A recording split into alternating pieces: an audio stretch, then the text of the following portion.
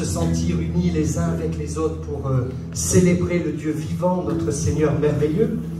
Merci à l'équipe de louanges qui vraiment nous embarque dans leur louange, et c'est un vrai ministère que nous bénissons dans l'Église, parce que vraiment le Seigneur nous emmène avec lui lorsque nous chantons, nous le louons. Est-ce que vous allez bien ce matin? Est-ce qu'on est heureux d'être dans la présence de Dieu? Amen. Gloire à Dieu, hein, merci Seigneur. Alors, je vais être rapidement et très court concernant... Alors, je vais déjà essayer de lancer l'ordinateur.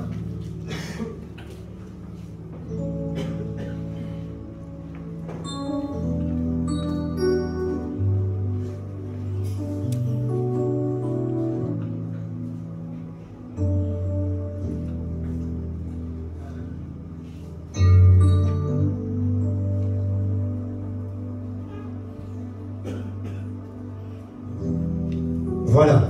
Donc rapidement vous donner quelques nouvelles de nos champs de mission qui, malgré ces 2 années que nous venons de vivre, continuent à travailler pour le Seigneur. Donc j'ai eu récemment le pasteur Hilaire et son épouse. Donc ils m'ont demandé de saluer l'église de Nouvelle-Calédonie qui les aide, qui les soutient dans la prière. Et régulièrement, nous leur envoyons des dons pour les aider justement dans le travail qu'ils font. Rappelez-vous en 2 mots, cette église que nous avions ouverte à Goma avait brûlé. Nous avions aidé l'église de manière vraiment poussée pour les aider à reconstruire. Et ils ont quasiment terminé le lieu. Donc dès que j'aurai les photos, je vous l'enverrai. Mais l'église toute simple, à peu près un bâtiment de cette surface qui doit faire à peu près 200 mètres carrés, mais qui est quasiment terminé. Encore une fois, merci pour vos dons. Et vous avez donc les salutations du pasteur Hilaire et de son épouse, et bien sûr de toute l'église. Du côté du Pakistan, donc je vous disais, malgré le virus qu'il y a et qui sévit là-bas aussi, il ne s'arrête pas. Même avec le virus, ils ont dit, nous appartenons à Dieu et nous allons continuer nos missions d'évangélisation. Nous allons continuer, une fois que le confinement a été terminé, d'aller chercher des âmes et de travailler pour la gloire de Dieu. Et c'est ce qu'ils font. Et tout récemment, ça date de la semaine, pas la semaine dernière, la semaine d'avant, donc il y a 15 jours, nous avons organisé avec Javed Aslam. Javed Aslam, c'est un jeune qui a été formé par le pasteur Shoukat Gil, que nous aidons, qui est dans la mission avec nous. Et il a fait sa première mission à Islamabad, une des villes les plus musulmanes de ce pays, donc du Pakistan.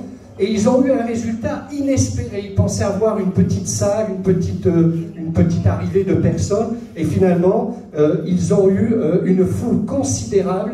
Donc vous voyez là, ce sont une majorité de musulmans qui sont venus et qui ont assisté à cette mission d'évangélisation. Et ce soir-là, des milliers et des milliers de personnes, encore une fois, se sont tournées vers Jésus. Gloire à Dieu. Hein.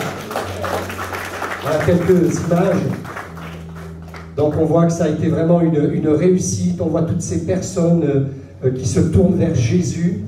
Donc là c'est l'appel à la fin. Regardez tous les jeunes, les enfants qui viennent, qui s'approchent, donc qui viennent chercher la grâce de Dieu dans leur vie. Donc c'est vraiment une bénédiction parce que malgré la persécution, malgré la maladie, le Seigneur continue de travailler. Et ça c'est quelque chose de bon. Amen. Merci Seigneur pour ça. Donc nous aurons également du côté de Tadepalli-Gudem avec le pasteur Nagarjuna une mission d'évangélisation en Inde avec Nation pour Jésus qui va se passer donc le 12, 13 et 14 avril, donc c'est cette semaine qui arrive. Et là encore, je vous demande, et il me l'a demandé, de prier pour eux, pour que cette mission porte beaucoup de fruits. C'est important. Ils ont trouvé le terrain, à peu près 1000 mètres carrés. En ce moment même, ils sont en train de le nettoyer, de le préparer pour ces 3 jours de mission. Donc vous voyez, on n'arrête pas, hein. À partir de Nouméa, ça continue partout, hein, dans le monde, les actions continuent. Donc ça, c'est au niveau de l'Inde, et je crois que vraiment on a besoin de les aider. Donc là, ils sont à proximité du lieu où ils vont évangéliser, et ils ont prié avec les anciens, les épouses des pasteurs, ils sont allés sur place pour prier, pour que Dieu bénisse cet endroit. Donc voilà encore quelques photos. Alors, j'aimerais vous dire, donc ce matin, je vais vous solliciter, mes bien-aimés, avant qu'on partage la parole, parce qu'à partir du mois de juin, donc fin juin, je vais donc partir en Europe pour 2 mois, du côté de la métropole, juillet, août, Et j'ai un pasteur qui m'a envoyé un message il y a 2 jours, parce que lorsque je pars en mission, je ne sais à l'avance rarement où le Seigneur veut m'envoyer. J'attends toujours que Dieu me montre précisément un endroit ou un pays, et qu'à partir de là, ben, je vais là où Dieu m'envoie. Mais c'est vrai qu'aujourd'hui, je n'ai pas de vision, je ne sais pas. Je sais que Dieu m'appelle dans l'année qui vient à partir quelque part, mais je ne sais pas. Donc là, je pars en France, et Dieu va m'éclairer, Dieu va me montrer où je dois aller. Et vous savez comme quoi on priait pour ça, et le pasteur qui organise les missions de Nations pour Jésus en Afrique m'a envoyé un message avant-hier en me disant « William, le Seigneur est en train d'ouvrir les portes ». Alors je lui ai dit « Qu'est-ce que tu ressens ?» Et il me dit « J'ai fait un songe où nous étions tous les deux dans une mission, il y avait énormément de monde, et il me dit « Il y avait beaucoup de blancs et il y avait beaucoup de noirs ». Et il me dit, ça ne te dit pas grand-chose, mais pour l'instant, c'est ce que Dieu m'a donné.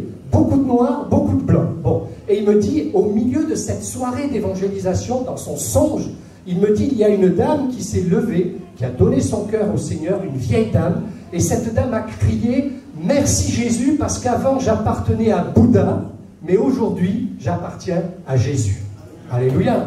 Ça, c'est le songe du frère. Et il a bien précisé, à Bouddha. Donc j'ai retenu cela, le Seigneur est en train de me parler. Bouddha, c'est les Indes.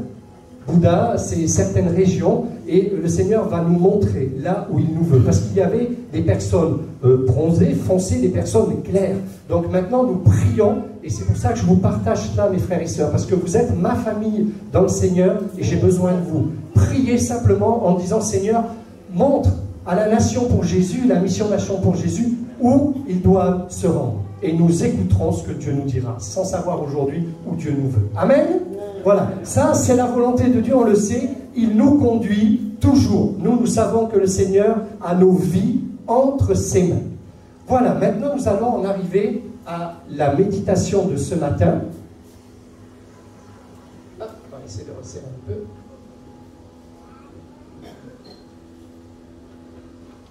Est-ce que vous voyez, ça va? C'est bon? Voilà, comme ça on aura les textes en entier. Hop. Voilà, ce matin, je priais dans la semaine en disant, Seigneur, tu as un message particulier pour ton Église. Et je vais vous révéler quelque chose ce matin que je suis certain, puisque même moi, après bientôt 40 ans de conversion, je viens de comprendre. C'est incroyable. Comme quoi, quand on lit la parole de Dieu, même des années après, il y a des choses que l'on n'a pas encore compris en lisant la parole de Dieu. On n'a pas encore, si vous voulez, reçu certaines révélations de la part de notre Seigneur. Et je crois qu'il est important ce matin de nous laisser conduire. Et vous allez voir combien le Seigneur va nous parler au travers de ce qu'il m'a révélé durant cette semaine. Je lisais la parole de Dieu et le Seigneur m'a montré que nous, les chrétiens, un peu comme ce jeune homme qui est là et qui regarde face à un mur, bien souvent notre vision, aussi bien physique que spirituelle, elle est limitée. Elle est limitée à un mur. C'est-à-dire qu'on voit, moi je vois mes frères et sœurs, mais par contre je vois un mur au fond et derrière ce mur je ne vois pas ce qu'il y a derrière. Mais Dieu, lui, il voit ce qu'il y a derrière. Moi, je ne sais pas. Je regarde derrière cette porte. Si elle n'est pas ouverte, je ne vois pas ce qu'il y a derrière. Mais Dieu voit. Parce que notre vision physique et spirituelle, elle est malheureusement limitée. Et comme elle est limitée, eh bien, nous ne voyons pas toujours ce que Dieu doit nous dire, ce que Dieu veut nous dire.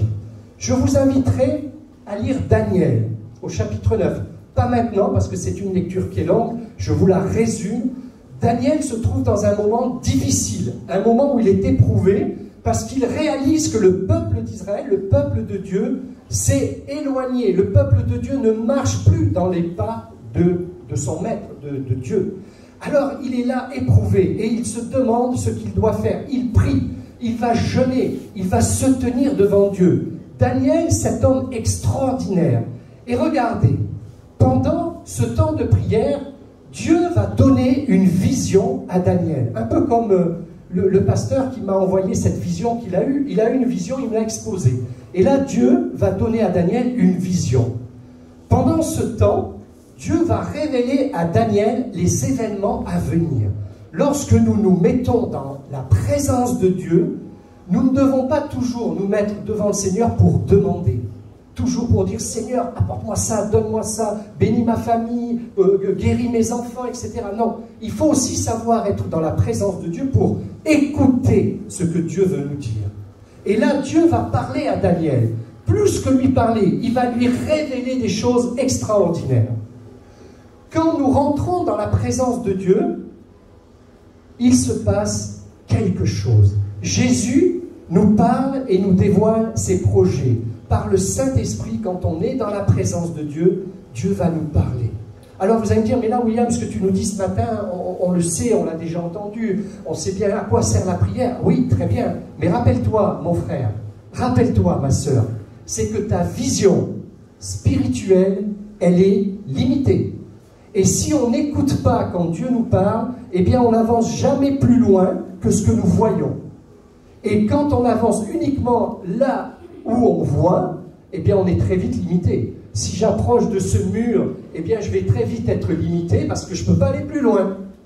Mais si j'étais capable de passer derrière, eh bien je ferais des choses extraordinaires parce que ma vision ne serait plus limitée. Et c'est ce matin ce que je veux pour chacun de nous, que nous arrêtions de nous arrêter à ce que nous voyons, mais que nous allions au-delà de ce que nous voyons, de ce que Dieu veut nous donner. Regardez la suite. Dieu ne nous laisse jamais sans réponse quand nous sommes dans sa présence. Même si nous sommes dans sa présence et que nous ne parlons pas, que nous l'adorons, comme on l'a fait ce matin, on chante la gloire de Dieu, Dieu nous a parlé, Dieu nous restaure, Dieu est venu nous visiter. Et pourtant, on n'a fait que chanter des chants. Il faut rentrer dans la présence de Dieu, car le Seigneur a quelque chose pour nous. Alors, ce que je vais constater, c'est la conduite irréprochable de cet homme de Dieu. Regardez bien. Daniel va tout de suite chercher Dieu. Lorsqu'il va avoir son problème, si vous lisez le chapitre 9 de Daniel, vous verrez la situation dans laquelle il est. Eh bien, tout de suite, la première chose qu'il fait, il ne va pas chercher des solutions, il ne va pas s'arrêter à sa vision limitée. Non, il va tout de suite chercher Dieu. Seigneur, je ne vois pas très loin, je ne sais pas ce que je dois faire, parle-moi. Et on va voir un Daniel qui ne va pas se décourager malgré la persécution, malgré le temps pénible dans lequel il va être encouragé, il ne va pas se décourager. Daniel va faire preuve de persévérance. Ça, c'est un mot qu'on n'aime pas trop. Quand on commence à nous dire qu'il faut être en attente, ça peut prendre 1 jour, 15 jours, 6 mois, 1 an, là, on commence à se dire, Seigneur, réponds plus vite, s'il te plaît. C'est trop long. Mais parfois, il nous faut attendre. Il nous faut attendre. Et lui, c'est ce qu'il va faire. Il va faire preuve de persévérance. Daniel attendra, et là, je vous demande de bien retenir ce chiffre, 21. Daniel va attendre 21 jours dans le jeûne et la prière avant d'obtenir une réponse de Dieu, avant d'obtenir une vision de Dieu, avant de passer derrière le mur qui était entre Dieu et lui, c'est-à-dire cette vision limitée qu'avait Daniel. Et là, il va se passer des choses extraordinaires, et c'est là où arrive ce matin le centre de ma prédication, de ce message, c'est que Dieu nous prépare quelque chose au-delà de la vision que nous avons. Regardez ce qui va se passer. Une main, donc les voici, une main me toucha, Daniel qui le dit, et secoua mes genoux et mes mains. Puis il me dit, Daniel, homme bien-aimé. D'abord, je retiens que la personne, cet ange qui est venu le voir, l'a touché, l'a secoué. Il y a eu un contact avec le royaume de Dieu, un contact avec l'envoyé de Dieu qui était cet ange. Non seulement il l'a touché, mais qu'est-ce qu'il lui dit? Il va lui dire, Daniel, homme bien-aimé. Ça, c'est un mot extraordinaire qui nous montre que Dieu nous aime. Dieu est avec nous. Et lorsqu'il dit cela à Daniel, il lui parle avec conviction. Il dit à Daniel, tout d'abord, homme bien-aimé. Il n'est pas venu lui dire, oh, tu pleures dans ma présence, attends, je vais te répondre. Non, il commence par le toucher, lui faire une preuve d'amour, un contact, et ensuite il va lui dire, homme bien-aimé. Et c'est là une réponse inattendue. Imaginez que ce soir, vous êtes dans votre chambre, vous priez, une main vient vous toucher et vous dit, ma bien-aimée, mon bien-aimé, Dieu t'a entendu, ça y est. Et c'est extraordinaire, vous le croyez? Mais moi je crois que ça peut se passer. Parce que nous, aujourd'hui on dit, ouais, mais moi jamais un ange est venu me toucher, jamais un ange est venu me parler, etc.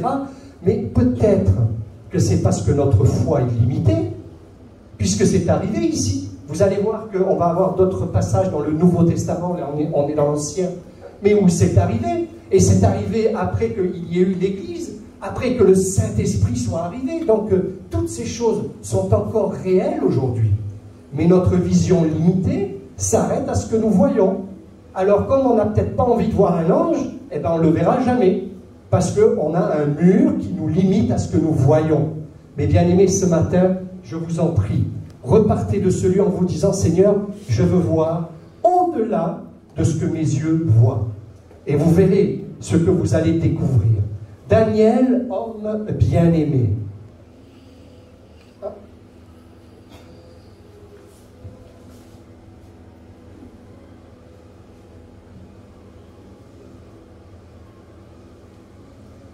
Là, il ne veut plus, hein? En colère.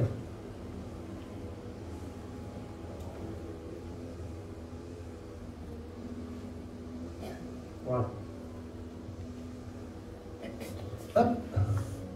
J'étais très éprouvé en voulant vous apporter ce message ce matin, parce que, vous savez, il y a le diable, Satan, ne veut pas que vous puissiez découvrir ce matin ce qu'il va vous dire. Parce que nous croyons bien souvent que notre Dieu, Jésus, c'est un peu comme un magicien. Seigneur, donne-moi ça. Et puis hop, le Seigneur, il donne tout de suite, là, comme ça. Le magicien, je t'ai appelé, fais ce que je te demande. C'est pas comme ça que ça se passe avec le Seigneur, pas du tout. C'est vrai que le Seigneur peut répondre immédiatement. Le Seigneur peut guérir instantanément. Mais parfois, le Seigneur nous demande de regarder au-delà de ce que nous voyons. Et je crois ce matin que lorsque vous aurez compris le message que Dieu veut nous donner ce matin, votre vie va être différente, votre vie spirituelle, je parle bien sûr. Parce qu'il y a des révélations importantes. Entends les paroles que je te dis et tiens-toi debout sur tes pieds, car j'ai été maintenant envoyé vers toi. Regarde ce qu'il lui dit. Entends les paroles que je te dis et tiens-toi debout. C'est-à-dire, arrête d'être à genoux, arrête de prier maintenant, lève-toi, tiens-toi debout, je vais te parler. Après 21 jours, voilà qu'il va enfin pouvoir se relever et être relevé par les mains du Seigneur. Enfin, la réponse à la prière de Daniel. Daniel ne craint rien, lui dit cet ange, car, écoutez bien, dès le premier jour où tu as eu à cœur de comprendre et de t'humilier devant ton Dieu, tes paroles ont été entendues. Et c'est à cause de tes paroles que je viens. Vous avez bien vu ce qui est marqué?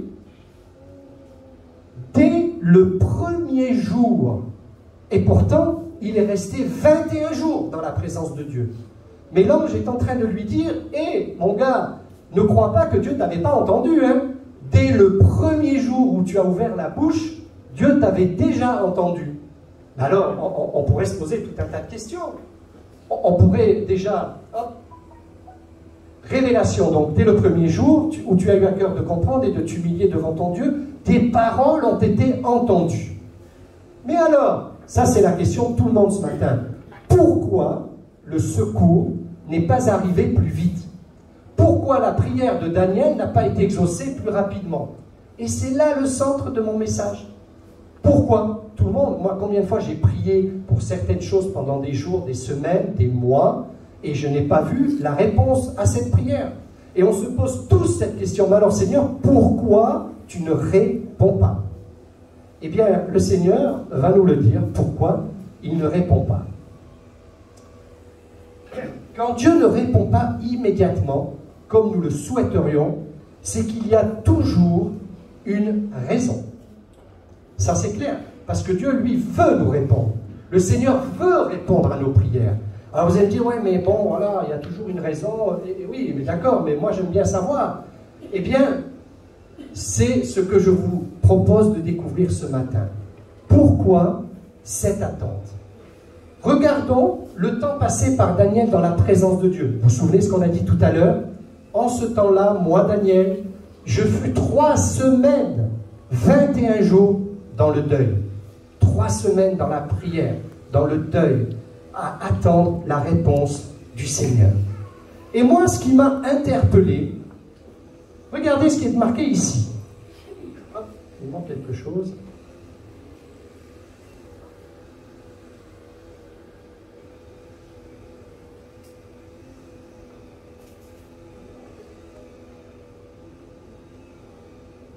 Alors, le chef du royaume des Perses m'a résisté. Alors, c'est ce que je voulais vous faire donc découvrir ce matin. Lorsque Daniel reste 21 jours dans la prière, l'ange lui répond. Rappelez-vous qu'il l'a entendu dès le premier jour. Mais regardez ce que nous dit le texte, la parole de Dieu. Le chef du royaume de Perse m'a résisté 21 jours. Mais voici, Michaël, donc c'est l'ange de Dieu, l'un des principaux chefs est venu à mon secours et je suis demeuré là auprès des rois de Perse.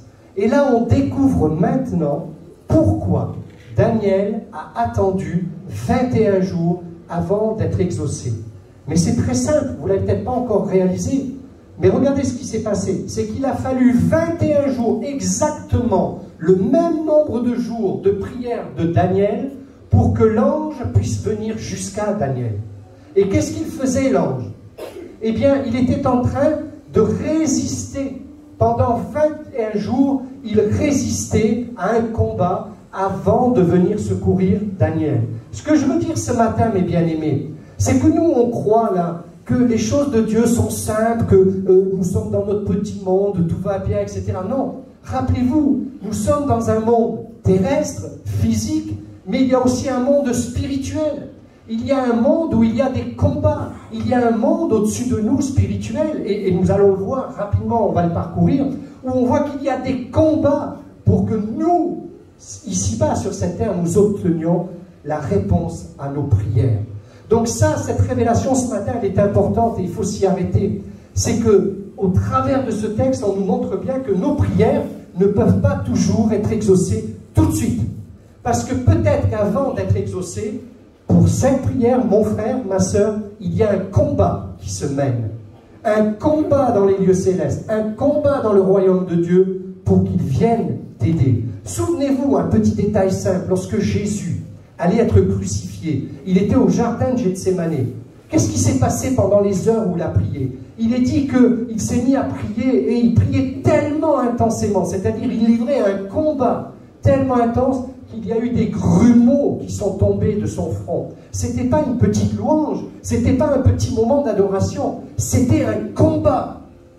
Quelques jours avant, Jésus était dans la présence de Dieu, il devait choisir ses apôtres. Et pendant une nuit, nous dit la parole de Dieu, pas 1 heure, pas 5 minutes, 12 heures minimum, une nuit, Jésus était à genoux en train de prier. Pourquoi? Il livrait un combat parce qu'il devait faire le choix de ceux qui allaient travailler avec lui. Mais bien aimé, c'est pas si simple que ça. Pourquoi le Fils de Dieu, revêtu de la puissance d'en haut, a été obligé d'attendre une nuit entière dans le combat et la prière pour obtenir la réponse de Dieu et que le matin, ils disent Matthieu, Jean, etc., suivez-moi, vous allez travailler avec moi. Il fallait qu'il soit dans la présence de Dieu et dans ce combat. Je suis sûr que cette nuit a dû être une nuit difficile pour lui. Parce qu'il devait parler avec son père, lui dire non, pas lui, peut-être plutôt lui, mais lui je ne le connais pas, est-ce que Seigneur c'est le bon? On ne sait pas ce qui s'est passé, c'est secret, mais ce que l'on sait, c'est qu'il a passé au moins 12 heures dans la prière. 12 heures pour chercher la volonté de Dieu. Et nous, on aimerait qu'avec une petite prière de 2 minutes devant le Seigneur, Seigneur réponds à ma prière. Ça ne se passe pas comme ça. Regardez, à nouveau, 21 jours de combat pour l'ange, pour venir secourir Daniel. Et on regarde bien les 21 jours de prière de Daniel, les 21 jours de combat de l'ange se sont passés au même moment, pendant la même durée. Et à la fin des 21 jours de combat de l'ange, eh bien le 21e jour, il est venu voir Daniel, quand il a eu fini son combat. Mais bien aimé, quand vous combattez, persévérez. Parce qu'à ce moment-là, il se livre quelque chose dans les royaumes, dans les dominations au-dessus de nous que nous ne voyons pas. Parce que notre vision, elle est limitée. Mais quand on voit derrière, c'est ce que vous voyez ce matin, vous voyez derrière le mur, et bien là on s'aperçoit que c'est quelque chose de puissant. Et ce matin, je vais vous montrer de quelle manière il faut le faire. Dieu est organisé. Alors, notre Dieu a ses méthodes de travail, donc des fois de la durée dans le travail de Dieu. Sa façon de répondre à nos demandes, sa manière d'intervenir, tout ça, c'est une organisation de Dieu que nous ne connaissons pas, mais que nous pouvons connaître en lisant la parole de Dieu et en nous tenant devant lui. Parce que notre Dieu n'est pas un Dieu qui fait les choses comme ça, simplement. Non, il est organisé. Et quand on lit les chroniques, par exemple, dans la parole de Dieu, et quand on voit de quelle manière Dieu donne les ordres pour l'habillement de ceux qui chantent, de ceux qui jouent de la musique, de ceux qui servent Dieu, on se dit, waouh, mais c'est pas possible. Tu mettras un tissu comme ça, de telle couleur, avec une cravate comme ça, une tenue comme ça, tu te tiendras à tel endroit. On dit, Seigneur, mais waouh, mais comment tu es organisé, quoi. Alors, cessons de voir Dieu comme un magicien qui, d'un coup de baguette magique, répond à nos prières, nous dit oui, en 5 minutes, peut-être même 1 minute. Non, non, non. Ça, on va oublier et on va voir un peu ce qui se passe réellement. Il y a un combat. Alors bien sûr, je ne vous demande pas de vous mettre toutes les nuits à genoux, à crier au Seigneur, à pleurer. Non, il y a des périodes pour ça. Mais n'oubliez pas que dans ces périodes, vous devez livrer le combat et ne pas vous arrêter simplement à une petite prière. Quand nous lisons la parole de Dieu, la Bible, alors nous découvrons comment nous devons agir. De puissants combats sont menés par Dieu pour nous dans le monde réel et spirituel, celui qu'on ne voit pas. Je répète, de puissants combats sont menés par Dieu. Et tout au long de la parole de Dieu, nous voyons qu'il y a de nombreux combats. Et la parole de Dieu nous le dit déjà dans Éphésiens, au chapitre 6 et au verset 12, « Car nous n'avons pas à lutter contre la chair et le sang, mais contre les dominations, contre les autorités, contre les princes de ce monde de ténèbres, dans les lieux, où ça? Sur terre? Non, dans les lieux célestes. C'est-à-dire là où on ne voit pas. Il y a des combats. Il y a des combats pour que Dieu vous envoie la réponse à vos prières, à vos demandes. Et ça se fait pas. Alors, ça se fait aussi dans notre vie, dans notre corps, mais principalement dans les lieux célestes. Et ça, il faut le comprendre. C'est que ça ne s'arrête pas uniquement à ce que nous voyons, nous, ici, bas, dans notre vie. Alors, j'ai vu ce passage aussi qui m'a toujours intrigué. Et là, on voit que l'archange Michael, lorsqu'il combattait avec le diable et lui disputait le corps de Moïse. Voilà encore un verset qui nous montre qu'il y a eu un combat. Parce que le diable voulait le corps de Moïse, mais Dieu voulait le corps de Moïse. Et il y a eu à ce moment-là quoi? Dieu aurait pu prendre Moïse, son serviteur, l'emmener sans combat, sans rien du tout. Non, il est dit qu'il y a eu un combat. Et ça devait être un sacré combat. Parce que l'archange contre le diable, c'est pas moi contre tous mes lits, hein, je peux vous le dire. Hein. C'était un sacré combat. Et à ce moment-là, il s'est passé quelque chose. Rappelons-nous, lorsque Satan, en personne, au départ, il se promène sur la terre, chez nous, là, les humains. Il se balade. Et ensuite, qu'est-ce qu'il va faire? Il va aller dans le royaume de Dieu, dans la présence de Dieu. Il se rend devant Dieu pour lui demander l'autorisation de toucher Job. Là encore, on voit qu'il va y avoir un combat entre le royaume de Dieu et la terre. C'est-à-dire que là, il y a une discussion, je dis bien une discussion entre Dieu et entre Satan. Satan lui dit, je veux toucher à Job. Et Dieu lui dit, mais Job est mon serviteur, il ne viendra pas vers toi. Ah, mais touche un petit peu à sa famille, à ses biens, à ses enfants, puis tu vas voir, il va te renier. Il y a une discussion, il y a un combat qui se mène. Et qu'est-ce qui va se passer? Vous connaissez l'histoire, vous relisez là. Eh bien, c'est que Job va tout perdre. Tout perdre. Par rapport à une simple petite discussion qui a eu lieu dans le royaume de Dieu. Imaginez qu'aujourd'hui, Satan est en train de discuter avec Dieu en demandant s'il va vous reprendre vos enfants, votre famille, votre travail, votre épouse. Non mais vous imaginez? Et pourtant c'est ce qui s'est passé. Parce qu'il y a encore une fois un monde spirituel et un monde physique où nous sommes, nous. Et entre ces deux mondes, il n'y a qu'une chose. Vous savez ce que c'est? Entre le monde spirituel et le monde physique, qui peut arrêter le mal qui peut venir, qui peut arrêter les armes enflammées du malin. Eh bien, c'est vos genoux et la prière. Si vous n'utilisez pas cette arme, vous ne bloquerez jamais ce qui va se passer entre les décisions de là-haut et ce qui va se passer sur vous et dans votre vie. Je parle des combats, hein. Je ne parle pas de ce que Dieu veut vous donner ou des bénédictions ou des plans de Dieu. Je parle des combats que nous menons. Et là, effectivement, quand on comprend ces choses, on se dit que c'est quand même quelque chose de difficile, mais c'est la réalité. Et je ne vais pas vous faire peur, hein. Regardez les apôtres, lorsqu'ils ont été en prison, il nous est dit qu'un ange est venu ouvrir les portes de la prison. Encore un ange, c'est-à-dire quelqu'un envoyé par le royaume de Dieu. Encore un être de là-haut qui est venu secourir quelqu'un sur terre. On voit encore là un échange entre le monde spirituel et le monde physique dans lequel nous sommes. Et regardez encore, lorsque Pierre a été emprisonné, il nous est dit qu'il était dans la prison. Mais ce que je retiens, ce n'est pas le fait qu'il va être libéré, parce qu'il va être très vite libéré, vous connaissez l'histoire. Mais moi, ce que je retiens, c'est que dans Actes, au chapitre 12 et au verset 5, il est dit que l'Église livrait un combat sans relâche pour que Pierre soit libéré. Pierre n'a pas été libéré parce qu'il était là, dans la prison, et qu'il attendait que Dieu intervienne. Il a été libéré parce que, encore une fois, et ça, je pourrais vous en citer, on pourrait y passer la journée, encore une fois, il y a eu un combat entre le royaume de Dieu et la terre. C'est-à-dire que là, l'Église devait crier, devait intercéder. Seigneur, libère ton serviteur, lâche Pierre, il est en prison, il n'a rien fait. Il y avait un combat de l'intercession. Et encore une fois, qu'est-ce qui a permis entre le monde spirituel et le monde physique que nous sommes d'intervenir? La prière. On voit que c'est la prière. La prière est une arme redoutable contre le diable. Lorsque vous vous mettez à prier, le diable nous dit la parole de Dieu, fuit, parce qu'il ne supporte pas la prière. Il sait que c'est le moyen de rentrer en relation avec Dieu. Ne manquons pas de nous tourner vers Dieu pour qu'il vienne à notre secours. Exode 14, verset 14. L'Éternel combattra pour nous. Maintenant, nous avons compris qu'un combat se mène entre le monde spirituel et le monde d'ici-bas. Je pense que ça, ce matin, vous l'aviez bien compris.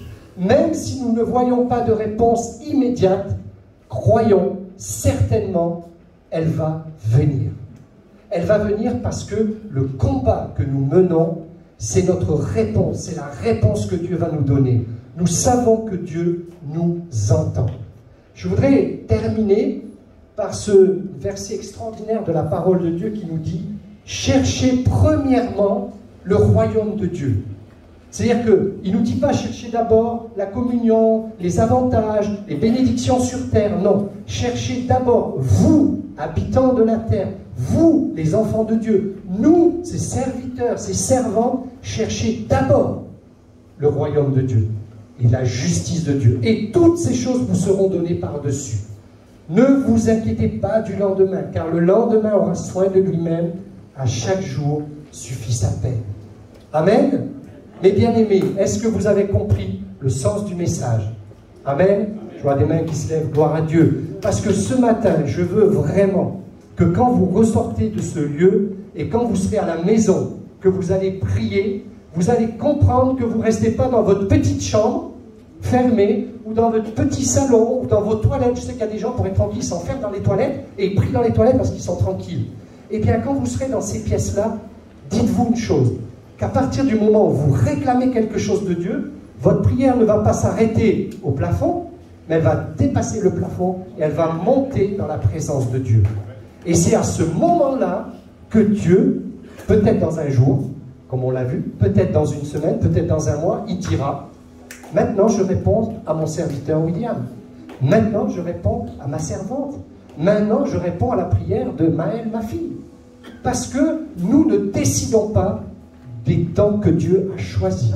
Mais ce que nous décidons, c'est d'intervenir dans la prière et de lui demander et Dieu va nous répondre. Alors, c'est ce qu'on va faire ce matin, on va se lever tous ensemble et on va demander à Dieu de nous faire comprendre ces choses puissantes afin qu'on grandisse dans ce domaine. Levez-vous mes bien-aimés, on va prier ensemble pour que le Seigneur nous puisse nous faire vraiment vivre ce que nous avons partagé ce matin. Alléluia Seigneur, merci Jésus. Merci Seigneur, alléluia. Voilà, je sais qu'il y a au milieu de nous, et je peux vous dire, moi le premier, j'ai passé des périodes comme ça, c'est difficile de prier. C'est difficile de prendre du temps et de se mettre dans la présence de Dieu.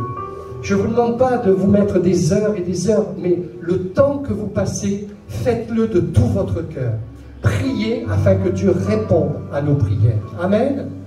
Seigneur mon Dieu, ce matin, tu nous as révélé des choses précieuses de ta parole. Tu nous as montré, Seigneur, que dès le moment où nous avons ouvert notre bouche, tu l'as entendu. Tu as entendu notre prière. Tu en as pris connaissance. Tu sais même déjà exactement comment tu vas y répondre. Alors donne-nous la patience. Donne-nous de persévérer comme l'a fait ton serviteur Daniel, qui ne s'est pas découragé, mais qui a continué pendant 21 jours à prier, jusqu'à ce que le combat mené dans le lieu spirituel soit terminé et que tu viennes le secourir et le délivrer. Seigneur, que chacun de mes frères et sœurs ce matin dans ce lieu soit revêtu de ta puissance, soit revêtu de ton intelligence, soit revêtu de ton esprit puissant et saint, afin de comprendre ces choses cachées, mais que nous pouvons découvrir dans ta parole. Parce que si nous comprenons ces choses, nous deviendrons tous des serviteurs et des servantes efficaces et qui auront du fruit dans leur vie, qui auront du fruit dans leur ministère. Seigneur, touche mes frères, touche mes sœurs ce matin. Seigneur, bénis-les s'il te plaît, bénis ton Église, afin qu'elle devienne une Église puissante et qu'elle puisse embraser la Nouvelle-Calédonie, qu'elle puisse embraser les tribus, qu'elle puisse embraser les provinces et les îles. Seigneur, que ton peuple soit utilisé pour toi, que tes enfants soient à ton service, parce que si nous combattons ici-bas pour ton œuvre, toi tu combats avec nous dans les lieux célestes. Alléluia. Merci pour cette matinée, merci pour ce temps de bénédiction que nous venons de partager ensemble. Que ton nom soit béni, Seigneur, que ton nom soit loué, notre Père. Au nom de Jésus, ce matin, nous te prions. Amen, amen. Gloire à Jésus. Vous pouvez reprendre vos places. Alléluia.